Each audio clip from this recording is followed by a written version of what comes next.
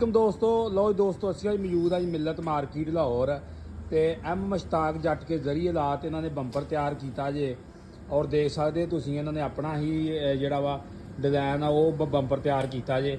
ਇਹ ਬੰਪਰ ਦਾ ਵਜ਼ਨ ਦੱਸ ਰਹੇ ਜੀ 165 ਕਿਲੋ, ਬਾਕੀ ਕੀਮਤ ਇਹਦੀ ਦੱਸ ਰਹੇ ਜੀ 1,25,000 ਰੁਪਈਆ। ਤੇ ਆ ਇਹਨਾਂ ਦਾ ਨੰਬਰ ਜੇ 0309 400 ਪੂਰਾ 3977।